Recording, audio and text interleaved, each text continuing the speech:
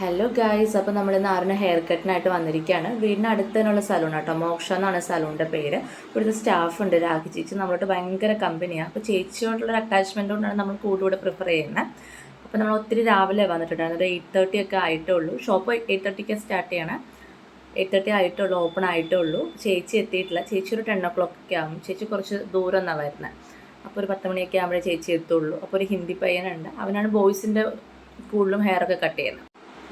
നമ്മൾ ചെല്ലുന്ന സമയത്ത് അവിടെ മുടിവെട്ടുന്നൊരു ചേട്ടൻ വന്നിട്ടുണ്ടായിരുന്നു. നമ്മളൊരു 10 മിനിറ്റ് ഇരിക്കാൻ പറഞ്ഞു. ഒരു സ്റ്റാഫേ ഉണ്ടായിരുന്നുള്ളൂ കേട്ടോ. സാധാരണ ഈ ബായി അല്ല ആരും മുടി വെട്ടാറ്.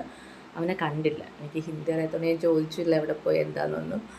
കണ്ടില്ല. ചേച്ചി എത്തിയോന്ന് ചോദിച്ചപ്പോൾ എത്തിയിട്ടില്ല എന്ന് പറഞ്ഞു. പിന്നെ ഈ പയ്യനെ ആദ്യമായിട്ടാണ് കാണുന്നത്. അപ്പം എനിക്ക് പരിചയമില്ല. അപ്പോൾ അങ്ങനെ ആരും വിച്ചും കൂടെ അവിടെ നിന്ന് കളിക്കും. അപ്പോൾ ആരും ചെറിയ വയ്യായ്ക്കൊക്കെ ഉണ്ട്. ചെറിയ ടെമ്പറേച്ചറൊക്കെ രാവിലെ ഉണ്ടായി. അതുകൊണ്ടാണ് ഇവിടെ താഴെ ഇറക്കി വിടാത്തത്. താഴെ ഇറക്കി വിടുകയാണെങ്കിൽ പുള്ളി ഓട്ടമായിരിക്കും.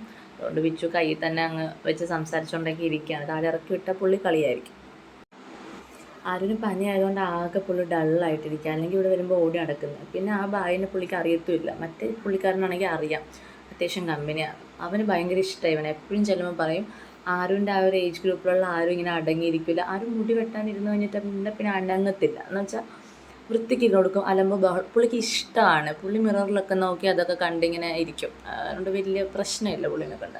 അപ്പം അവരെപ്പോഴും പറയും ഈ ഒരു ഏജിൽ വരുന്ന പിള്ളേരെല്ലാം വഴക്കായിരിക്കും, ആരും മാത്രം നല്ല കുട്ടിയായിട്ടുള്ളത്. അങ്ങനെ ആരുടെ ഹെയർ കട്ട് സ്റ്റാർട്ട് ചെയ്തു. ഈ ബായ് കുറച്ച് പതുക്കെ കേട്ടോ ചെയ്യണേ. പിന്നെ തിരക്കില്ലാത്തതുകൊണ്ടായിരിക്കും. എനിക്ക് കമ്പയർ ചെയ്ത് നോക്കുമ്പോൾ എനിക്ക് തോന്നുന്നു ഈ ബായ് കുറച്ചുകൂടെ ലാഗാന്ന് തോന്നുന്നു. പിന്നെ ഈ പറഞ്ഞ തിരക്കുണ്ടായിരുന്നില്ല, രാവിലെ ആയിരുന്നതുകൊണ്ട് നല്ല രാവിലെ വന്നത്, അതുകൊണ്ട് തിരക്കുണ്ടായിരുന്നില്ല. അതുകൊണ്ട് ചിലപ്പോൾ പുള്ളി ആസ്വദിച്ച് ചെയ്യുന്നതായിരിക്കും. അല്ലെങ്കിൽ ബേബി ആയതുകൊണ്ട് കുറച്ചുകൂടെ കെയർ ചെയ്ത് ചെയ്യുന്നതാവും. ഇതിപ്പോൾ നമുക്കവിടെ ഹെയർ കട്ടിനുള്ള കുറേ ഓപ്ഷൻസ് ഉണ്ട്. അപ്പോൾ നമുക്ക് ഏതാണെന്ന് വെച്ചിട്ട് ചൂസ് ചെയ്യാം. പക്ഷേ ഇതൊന്നും ചൂസ് ചെയ്തില്ല. കാരണം ആരുവിന് ഭയങ്കര ഭയങ്കര സോഫ്റ്റായിട്ടുള്ള ഹെയർ ആരുവിൻ്റെ. ഭയങ്കര പഞ്ഞി മുടി എന്നൊക്കെ പറയത്തില്ല, ഒട്ടും കട്ടിയില്ലാത്ത മുടിയാണ്. അതുകൊണ്ട് തന്നെ അതിൽ വലിയ ഹെയർ കട്ടൊന്നും പരീക്ഷിക്കാൻ പറ്റില്ല. ജസ്റ്റ് ലെങ്ത്തൊക്കെ കട്ട് ചെയ്ത് വയ്ക്കും, ലെവൽ ചെയ്യുമെന്നല്ലാണ്ട് അതിൻ്റെ അപ്പുറത്തൊന്നും ചെയ്യാറില്ല. പിന്നെ വിച്ചു എന്തൊക്കെയോ ബായോട് പറഞ്ഞു കൊടുക്കുന്നുണ്ട്, അങ്ങനെ ചെയ്താൽ മതി ഇങ്ങനെ ചെയ്താൽ എന്നൊക്കെ വിച്ചു പറഞ്ഞു കൊടുക്കുന്നുണ്ട്. ഞാൻ മുടി വെട്ടാനായിട്ട് ആരും കൊണ്ടുപോകാറില്ല. കൂടെ പോകാറുണ്ട് എപ്പോഴും. പക്ഷേ എൻ്റെ മടിയിലെടുത്തൊന്നും ഞാൻ വെട്ടിക്കലില്ല. കാരണം എനിക്ക് പേടിയാണ്. വെറുതെ ഈവൻ എന്തെങ്കിലുമൊക്കെ ഇതാവുകയാണെങ്കിലോ എന്ന് വിചാരിച്ചിട്ട് ഞാൻ കൊണ്ടുപോകത്തില്ല. വിച്ചു അല്ലെങ്കിൽ പിന്നെ എൻ്റെ ബ്രദറാണ് കൊണ്ടുപോകുന്നത്. പക്ഷെ അതിനെ കൊണ്ട് പ്രശ്നമൊന്നുമില്ല കേട്ടോ. ഇപ്പോൾ പുള്ളി ഇരുന്നോളും, കുഴപ്പമില്ല. പുള്ളിക്ക് ഇഷ്ടമാണ്. മിററിലൊക്കെ നോക്കി എന്താ കാണിക്കണേ എന്താ ചെയ്യണേ എന്നൊക്കെ വിചാരിച്ചിട്ട് ഇങ്ങനെ ഇരുന്നോളും, വലിയ കുഴപ്പമില്ല. ഫസ്റ്റ് ടൈം തൊട്ടേ അങ്ങനെ, ആദ്യം മുടി വെട്ടാൻ കൊണ്ടുപോകുമ്പോൾ തൊട്ടേ ആരും അങ്ങനെ ഇപ്പോൾ അറിയാത്തൊരു കാര്യമല്ലേ. അപ്പോൾ പുള്ളിക്ക് അസ്വസ്ഥതയൊന്നുമില്ല. പുള്ളി ഇരുന്ന് കൊടുത്തോളും, കുഴപ്പമൊന്നുമില്ല.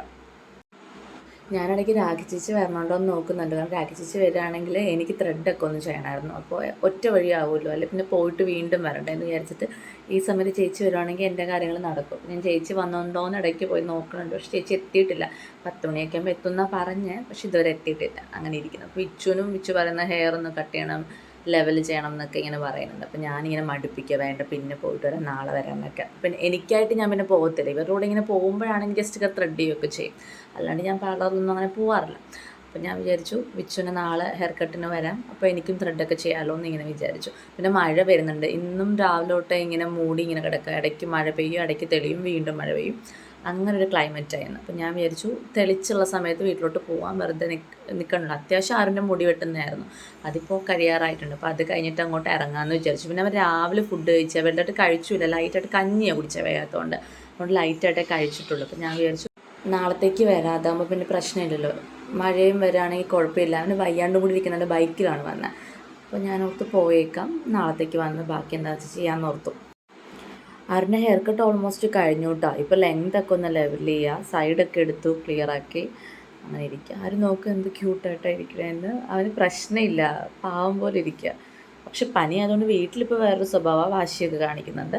പക്ഷെ അവിടെ പോയിട്ട് അടങ്ങി ഇരിക്കുക. കാരണം മിററിൽ കാണാമല്ലോ എന്താ ചെയ്യണേന്ന്. പുള്ളി അതൊക്കെ കണ്ടിട്ട് ട്രിം ചെയ്യുന്നതൊക്കെ കണ്ട് അങ്ങനെ നോക്കിയിരിക്കുകയാണ്. ഈ ബായ് നമ്മളോട് ചോദിക്കുന്നുണ്ട് കേട്ടോ, ലെങ്ത്തൊക്കെ എത്ര കുറയ്ക്കണം, എങ്ങനെയാണ് ചെയ്യേണ്ടതെന്നൊക്കെ. പക്ഷെ പഴയ ബായ് വന്നിട്ട് നമ്മളോട് ചോദിക്കലില്ല. പിന്നെ നമ്മൾ പ്രിഫറൻസ് വയ്ക്കാറില്ല, ഇങ്ങനെ മതിയെന്ന് പറയാറില്ല. ആകെ പറയുന്ന കാര്യം ലെങ്ത്ത് കുറച്ചെടുക്കണം എന്ന് മാത്രമേ പറയാറുള്ളൂ. അല്ലാണ്ട് വേറൊന്നും പറയാറില്ല. അവൻ്റെ ഇഷ്ടത്തിന് വെട്ടിവിടുക ചെയ്യണേ. പക്ഷേ എനിക്ക് അത് ഭയങ്കര ഇഷ്ടമാണ്. കാരണം പുള്ളി നല്ല വൃത്തിക്ക് നല്ല രീതിക്ക് വെട്ടും.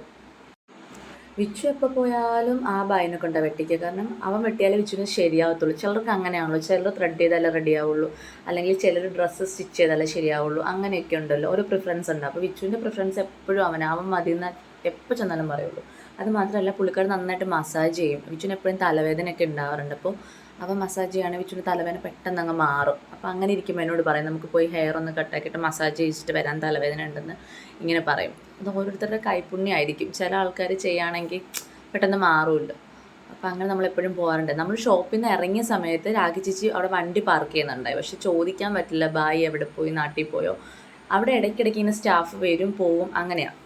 സ്ഥിരം ഉണ്ടാവാറില്ല അങ്ങനെ. രാഖി ചേച്ചിയെ കൂടുതലും സ്ഥിരമുള്ള. അപ്പോൾ ഇങ്ങനെ വന്നും പോയൊക്കെ നിൽക്കുക. ഹിന്ദിക്കാരല്ലേ, അപ്പോൾ വന്നും പോയൊക്കെ ഇങ്ങനെ നിൽക്കുക. ഒരു സ്ഥിരം നിൽക്കലില്ല അങ്ങനെ.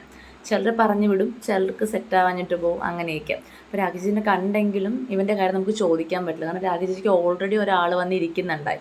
അപ്പോൾ ഞാൻ ചേച്ചിയോട് പറഞ്ഞ്, ചേച്ചി ഓൾറെഡി ചേച്ചിക്ക് ഒരാൾ വെയിറ്റ് ആക്കുന്നുണ്ട്, വേഗം പൊയ്ക്കോന്ന് പറഞ്ഞിട്ട് ചേച്ചി പെട്ടെന്ന് പോയി, സംസാരിക്കാനേ പറ്റിയില്ല.